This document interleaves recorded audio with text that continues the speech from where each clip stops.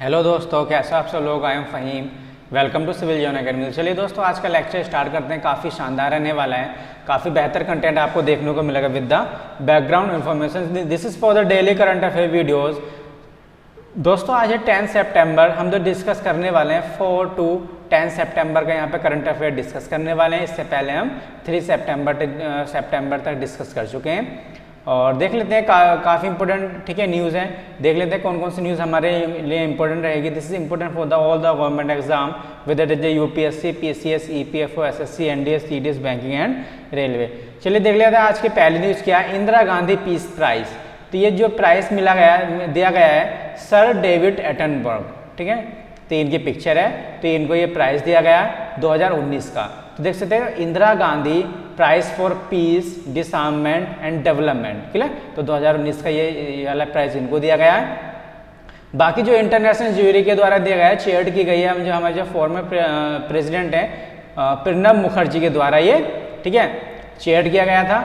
और देख सकते हैं इनको जो मिला है because he spend A life time, तो इन्होंने काफ़ी अपनी ज़िंदगी इसमें गुजारी है, ठीक है, रिसर्च करने में, किसमें, to reveal the wonders of the nature world. तो वर्ल्ड का जो भी वर्ल्ड के अंदर जो भी नेचर्स का जो वंडर्स वगैरह है, ठीक है, तो एक तरीके से लोगों तक पहुंचाना तो इनका काम रहा है। और काफ़ी ज़्यादा इन्होंने एक तरीके से बताया कि किस तरीके से ह्यूमन को need to preserve and protect the biodiversity, ठीक है। तो किस तरीके से हम लोगों को ये प्रोटेक्ट करनी है और प्रिजर्व करनी है बायोडाइवर्सिटी के बारे में, ठीक है। और किस तरीके से एक तरीके से सस्टेनेबल वे तरीके से अपनी लाइफ गुजारनी है, ठीक है। तो और बाकी इन्होंने जो किया ही also advocated for the stopping plague on the earth, ठीक है। तो इस तरीके से कह सकते हैं काफ़ी ज़्यादा इन्वायरमेंट के फील्ड में इन्होंने काम किया है, तो इसलिए इनको ये प्राइज़ दिया गया है। बाकी इंदिरा गांधी पीस प्राइज़ देख लेते हैं कब से स्टार्ट हुआ है। तो जो हमारे फॉर्मर प्राइम मिनिस्टर थे इंदिरा गांधी, तो इनके नाम पर ये रखा गया था। बाकी इसमें देख सकते हैं जो स्टार्ट किया गया था, हर साल दिया जाता है, ठीक है, 1986 से। किसके द्वारा? इंदिरा गांधी मेमोरियल ट्रस्ट, ठीक है। तो ध्यान रखिएगा 1986 से ये दिया जाता है। और देख सकते हैं कुछ इसमें साइटेशन होता है। बाकी मॉनेटरी अवार्ड कितना होता है? 25 लाख का होता है। और अगर रिकॉग्नाइज कैसे करते हैं? लगभग जो भी एक्सीलेंट एफर्ट करता है, ठीक है, एक तरह से एक्स्ट्रा ऑर्डिनरी वर्क करता है, ठीक है। तो ये इंडिविजुअल को भी दिया जा सकता है और ऑर्गेनाइजेशन को भी दिया जा सकता है। तो कह सकते हैं जैसे इंटरनेशनल इकोनॉमिक ऑर्डर में वर्क किया हो किसी ने, या कह सकते हैं किसी ने काफ़ी अच्छा वर्क किया हो, इंटरनेशनल पीस एंड डेवलपमेंट में काम किया हो, या साइंटिफिक डिस्कवरी की हो, तो इस तरह काफ़ी वेरियस फील्ड में ये, ठीक है, अवार्ड दिया जाता है। अब देखिए केवी कामत कमेटी काफ़ी न्यूज़ में है, तो इस तरीके से एग्जाम में पूछ ली जाती है, ठीक है। तो केवी कामत कमेटी पहला क्वेश्चन आता है कि किससे रिलेटेड है ये, ठीक है, क्लियर। तो ध्यान रखिएगा ये है आपका कोविड-19 रिलेटेड स्ट्रेस, क्लियर। स्ट्रेस क्या देखिए, अभी कोविड-19 का इरा चल रहा है, तो एनपीए मतलब नेशनल परफॉर्मिंग एसेट। तो जो भी एसेट है तुम्हारा, जो भी एसेट होता है तो एनपीए, ठीक है, तो एनपीए को ही स्ट्रेस बोलते हैं। तो देखिए कोविड-19 के जरिए काफ़ी ज़्यादा एनपीए है, तो इस तरीके से किस तरीके से इसको रिजोल्व किया जाए, एक फ्रेमवर्क बनाया गया था केवी कामत कमेटी, ठीक है। तो देख लेते हैं इसने अभी रिपोर्ट जारी की है। बाकी क्या रिकमेंड किया है इन्होंने? 26 सेक्टर को रिफॉर्म के लिए बोला है। बाकी जो की फाइंडिंग क्या कमेटी का, इन्होंने बोला है कि जो टेक्सटाइल, होलसेल ट्रेडर हो गए, रोड हो गया, इंजीनियरिंग, ये काफ़ी ज़्यादा सबसे ज़्यादा अफेक्टेड पेंडेमिक के द्वारा हैं, क्लियर, जो भी कोविड-19 से ये ज़्यादा अफेक्ट हुए हैं। बाकी देख सकते हैं इसमें साथ में नॉन फाइनेंशियल बैंकिंग कंपनीज हो गया, रियल एस्टेट हो गया, ठीक है, जो भी प्रॉपर्टी डीलिंग वगैरह, ठीक है, कंस्ट्रक्शन का वर्क हो गया, स्टील का वर्क हो गया, तो ये भी काफ़ी ज़्यादा अफेक्टेड रहे हैं। बाकी जो कुछ पॉजिटिव देखने को मिला है वो फूड हो गया, एग्रीकल्चर हो गया, फार्मा हो गया, आरटी सेक्टर हो गया। तो ये थोड़ा कम फेस किया है इन्होंने, फेस तो किया है, ठीक है, मगर इसके मुकाबले काफ़ी कम इसने फेस किया है, क्लियर। और आप देख सकते हैं अभी रिपोर्ट आई थी, जो एग्रीकल्चर एक ऐसा सेक्टर है जिसमें थोड़ा पॉजिटिव ग्रोथ हुआ है, ठीक है। बाकी जितने भी कोर सेक्टर है सब में नेगेटिव ग्रोथ हुआ है। तो देख सकते हैं लगभग 3.4% का ये पॉजिटिव ग्रोथ हुआ है एग्रीकल्चर के फील्ड में, ठीक है। तो ये देख सकते हैं बाकी कमेटी ने क्या रिकमेंड किया है। इसने बोला है कि एक तरीके से जो भी कवरेज रेशियो है वो लगभग 1 या 1 से ज़्यादा रखना चाहिए, क्लियर। बाकी इन्होंने लैंडर को भी सजेस्ट किया है कि कंसीडर करना है total outstanding liabilities, total date, current ratio क्या रहना चाहिए, ठीक है। तो इस तरीके से ये इन्होंने इसको भी सजेस्ट किया है। बाकी बैंक को क्या सजेशन दिया, रिकमेंड किया है कि they should consider the financial state of the company, ठीक है, जो period to the covid pandemic, covid pandemic से पहले क्या सिचुएशन थी, ठीक है, उसके हिसाब से रिस्ट्रक्चर करना लोन को। बाकी देख सकते हैं अगर मल्टीपल लैंडिंग इंस्टीट्यूशन है तो उसके अंदर एक तरीके से मैंडेटरी कर दिया है कौन से फील्ड हुआ, इंटर क्रेडिटेड एग्रीमेंट, ठीक है। तो कुछ ऐसे इंस्टीट्यूशन हैं, कोई भी अगर लोन होता है तो काफ़ी ज़्यादा मल्टीपल लैंडिंग इंस्टीट्यूशन भी होते हैं, तो उसमें एक आपस में क्या होना चाहिए, इंटर क्रेडिटर एग्रीमेंट होना चाहिए, ठीक है। तो इसको मैंडेटरी कर दिया है, तो ये इसकी रिकमेंडेशन रही इसकी, क्लियर। तो ध्यान रखिएगा केवी कामत कमेटी पूछ लिया जाता है किससे रिलेटेड है, कोविड-19 रिलेटेड स्टेज से रिलेटेड है, क्लियर। एनएसओ की अभी रिपोर्ट आई है लिटरेसी रेट के लिए, तो देखिए रिपोर्ट किस पर आई है, रिपोर्ट अगर देख लेते हैं house hold social consumption education, तो ये रिपोर्ट का नाम है, पब्लिश किया है एनएसओ ने, क्लियर, नेशनल स्टेटिस्टिकल ऑफिस ने। तो इसने सर्वे किया है लगभग 1.13 लाख हाउस होल्ड का किया है, इसमें लगभग 8000 विलेजेस हैं और 6000 अर्बन ब्लॉक्स हैं, क्लियर। तो यहाँ पर सर्वे कंडक्ट कराया गया है। बाकी देख सकते हैं 2017-18 के टाइम में कराया गया था, और इसमें जो लिया गया है एज ग्रुप क्या लिया गया है, 7 और अबव। आप देख सकते हैं कि अगर लिटरेसी रेट निकालते हैं तो इंडिया के अंदर क्या लेते हैं, लगभग 7 से ऊपर जो भी लोग होते हैं उनको ठीक है, उनको काउंट करते हैं लिटरेसी में। अगर वो लिटरेट हैं तो समझ लो वहाँ से लिटरेसी स्टार्ट की जाती है, ठीक है, काउंट किया जाता है, तो ध्यान रखिएगा 7 से। बाकी देख सकते हैं केरला ने टॉप किया है, केरला हमेशा टॉप ही करता है, ठीक है। तो केरला ने सबसे ज़्यादा लिटरेसी केरला में। बाकी जो आंध्र प्रदेश है सबसे लिस्ट में, सबसे नीचे लिस्ट में पहुंच गया है, तो सबसे लीस्ट लिटरेट स्टेट कौन सा हो गया, आंध्र प्रदेश हो गया, बिहार से भी नीचे पहुंच गया, क्लियर। और देख सकते हैं अगर एवरेज लिटरेसी देखी जाए इंडिया की, तो क्वेश्चन पूछ लिया जाता है एवरेज कितनी है, 17.7% है, और केरला का स्कोर लगभग 96% है, क्लियर।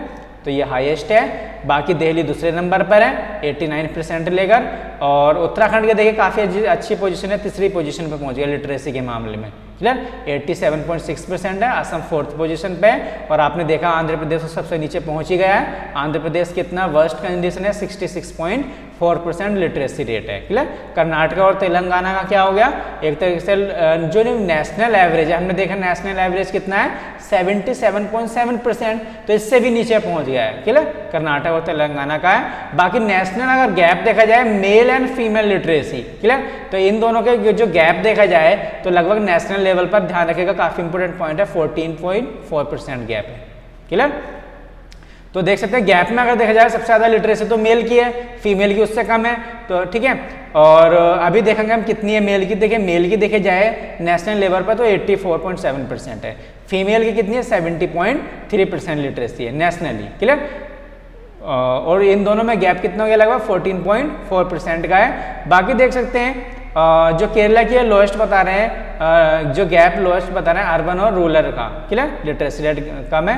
बाकी बिहार और यूपी तो बॉटम में ही है 70.9 और 73% क्या इसकी लिटरेसी रेट है, और सबसे नीचे क्या पहुंच गया है, आंध्र प्रदेश पहुंच गया है, क्लियर, सबसे नीचे। OMO, ठीक है, ओपन मार्केट ऑपरेशन और ऑपरेशन ट्विस्ट, देखिए ये काफ़ी न्यूज़ में चला आ रहा है, और इस तरीके से देखिए सिविल सर्विस में इकोनॉमिक्स से काफ़ी क्वेश्चन बन जाते हैं, ठीक है, कोई भी ऑपरेशन का कोई भी न्यूज़ में रहता है, OMO काफ़ी न्यूज़ में, और इससे क्वेश्चन पूछा भी गया है पहले सिविल सर्विस में, ठीक है, OMO है क्या, तो देख लेते हैं, काफ़ी इंपॉर्टेंट टॉपिक है ये। OMO क्या RBI जारी करता है, ये एक तरीके से जो भी गवर्नमेंट सिक्योरिटीज़ हैं उनका सेल और परचेज करना, ठीक है, तो that is called the open market operation, ध्यान रखिएगा। तो सेल और purchase of the government securities, clear, उसको बोला जाता है ओपन मार्केट ऑपरेशन। तो ये लगभग अभी RBI ने 10,000 करोड़ का निकाला है ये।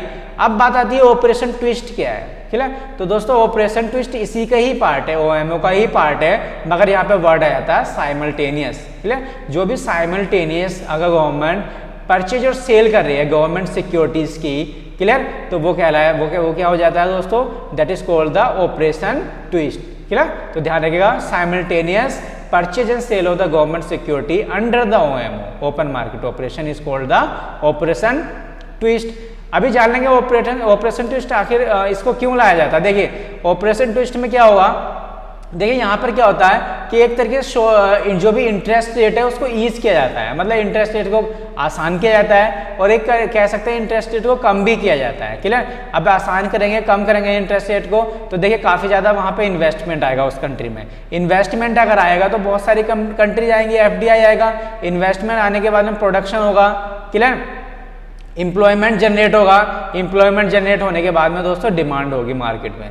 जब डिमांड होगी तो डिमांड के साथ में क्या होगा दोस्तों, प्रोडक्शन होगा, काफ़ी ज़्यादा प्रोडक्शन बनेगा, है ना। जब प्रोडक्शन बनेगा तो देखिए टैक्स लगेगा, टैक्स किसके पास जाएगा, गवर्नमेंट के पास जाएगा। क्लियर? तो इस तरीके से कह सकते हैं कि एक तरीके से इकोनॉमी घूमेगी। क्लियर? तो ये इसलिए ये ऑपरेशन आ जाता है ओपन मार्केट ऑपरेशन। ठीक है, इकोनॉमी ये कह सकते हैं लिक्विडिटी को बढ़ाने के लिए, लिक्विडिटी, है ना, एक तरीके से मनी सप्लाई बढ़ रही है, लिक्विडिटी इंक्रीज हो रही है क्योंकि डिमांड एंड सप्लाई बढ़ रही है, तो मनी सप्लाई बढ़ रही है।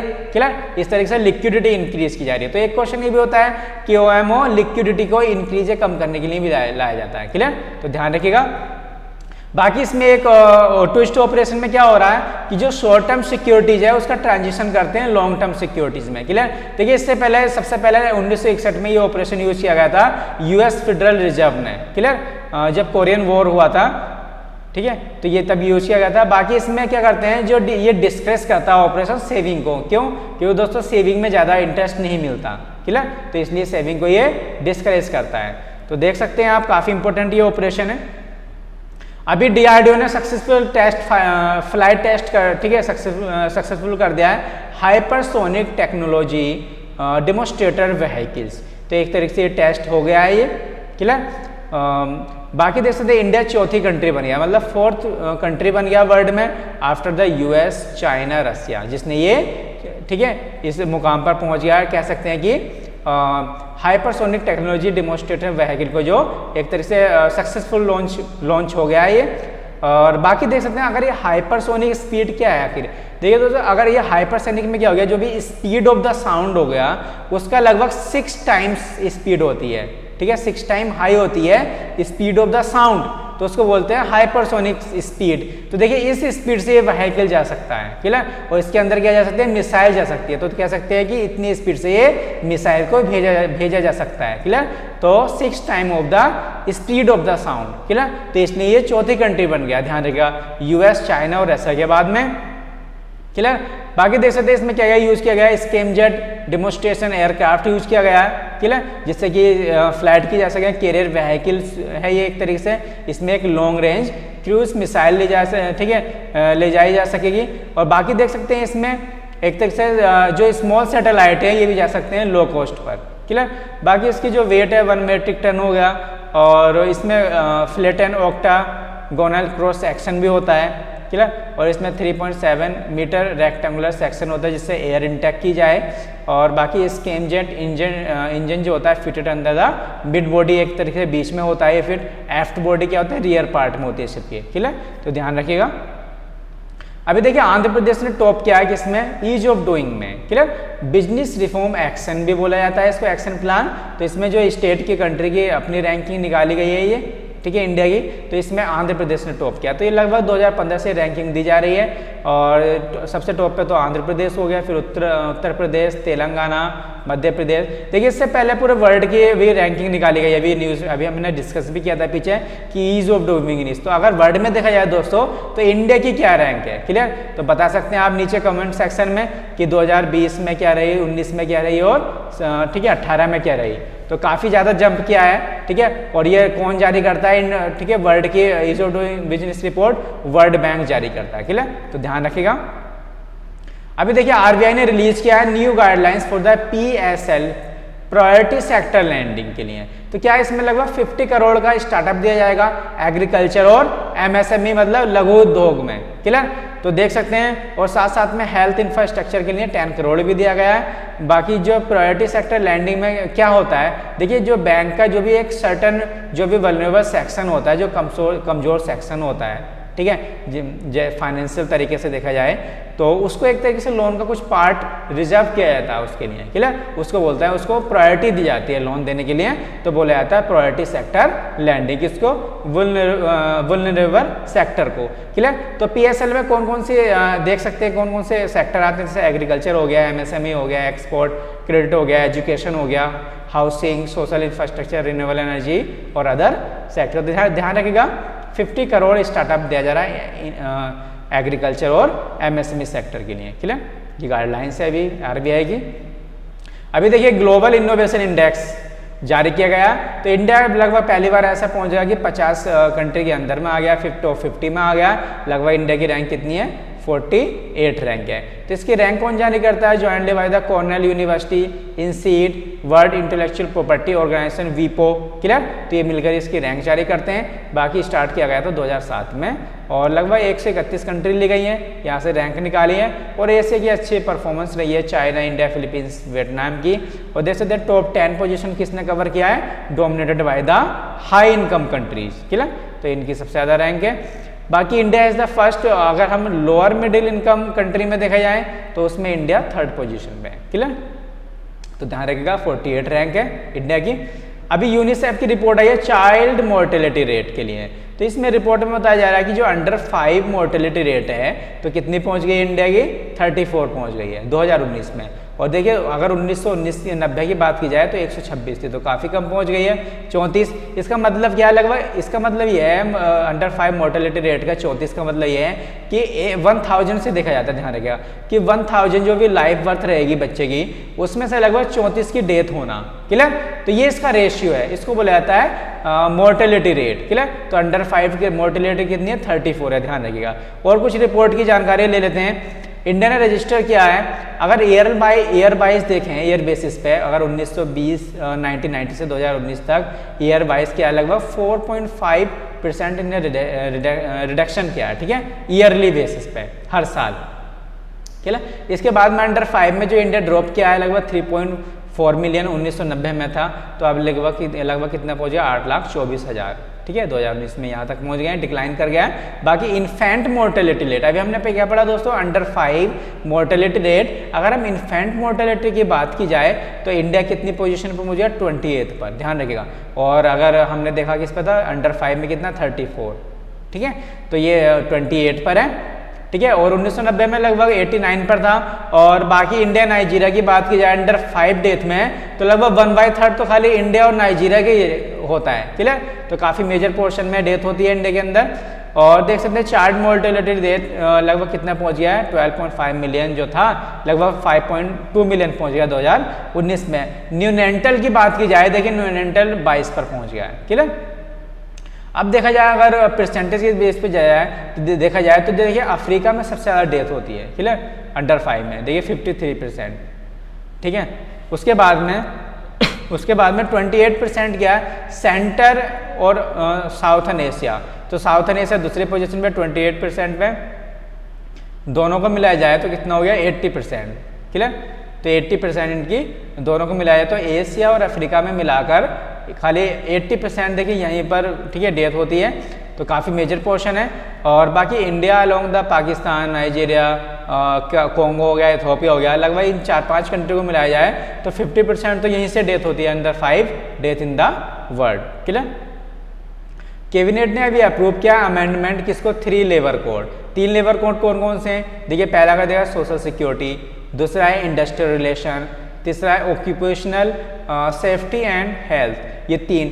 और ये 3 कहाँ से आए हैं, लगभग देखिए एक बिल आया था 2019 में, इंडस्ट्रियल रिलेशन कोड 2019। तो इसमें लगभग 4 कोड थे, तो उन 4 में से 3 कोड को अप्रूव कर दिया गया है कैबिनेट के द्वारा।